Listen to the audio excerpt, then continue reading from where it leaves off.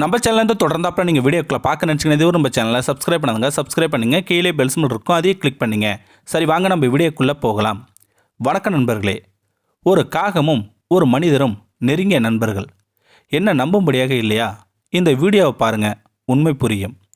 புதுச்சேரியில் உள்ள ரிக்ஷா ஓட்டுநர் செல்வராஜ் தான் அந்த காகத்தின் நெருங்கிய நண்பர்.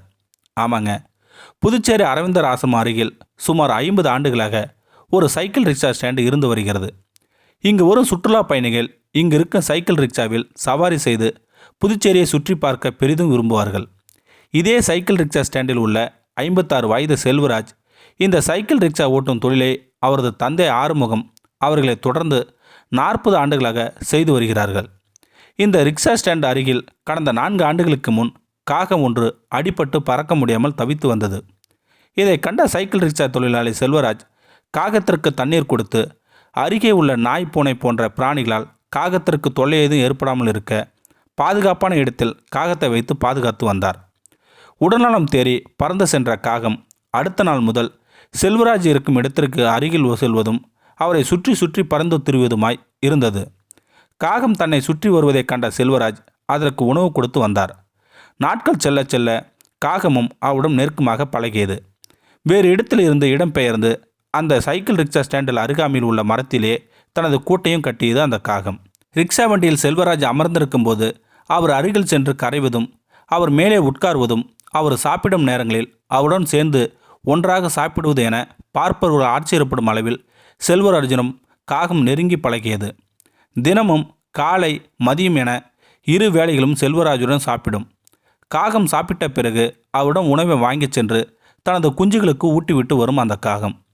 இப்படி கடந்த 4 வருடங்களாக தொடர்ந்து வரும் இவர்களது நட்பு அங்கே உள்ள சக ரிக்ஷா வண்டி தொழிலாளர்கள் மத்தியில் வியப்பையும் ஆச்சரியத்தையும் ஏற்படுத்தி இருக்கிறது. செல்வராஜை தவிர வேறு யார் அருகிலும் அது செல்லாது என்றும், வேறு யார் உணவு கொடுத்தாலும் அதை சாப்பிடவும் செய்யாது என்றும் சக ரிக்ஷா தொழிலாளர்கள் சொல்கின்றனர். இது குறித்து செல்வராஜ் சொல்லும்போது, கடவுள் கொடுத்த பாக்கியத்தால் தான் இப்படிப்பட்ட காகத்தின் நட்பு எனக்கு கிடைத்துள்ளது. இந்த காகத்தை எனது குடும்பத்தில் ஒருவனாக பார்க்கிறேன். நான் கொண்டு வரும் உணவுகளில் மீன், பூரி, முட்டை, தோசை போன்றவை விரும்பி சாப்பிடும். சாப்பிடும்போது விளையாட்டாக வேறு காகத்திற்கு உணவு கொடுத்தால் கோபம் வந்து என்னை கொத்தவும் செய்யும். என் மீது கொண்ட அளவு கடந்த பாசத்தால் நான் இல்லாத நேரங்களில் எனது ரிக்ஷா இடத்திற்கு வந்து கரைந்து கொண்டே இருக்கும் என்கிறார் செல்வராஜ். காகம் மனிதனிடம் இவ்வளவு நெருக்கமாக பழகுவது எப்படி என்று விலங்குகள் மற்றும் பறவைகள் நல ஆர்வலர் கார்த்திக் பிரபுவிடம் விளக்கம் கேட்டபோது, பொதுவாகவே அனைத்து விலங்குகள் மற்றும் பறவைகளிடம் 2 வகையான பழக்க முறைகள் மனிதர்களால் பின்பற்றப்படுகின்றது. ஒன்று பாசமாக பழகும் முறை.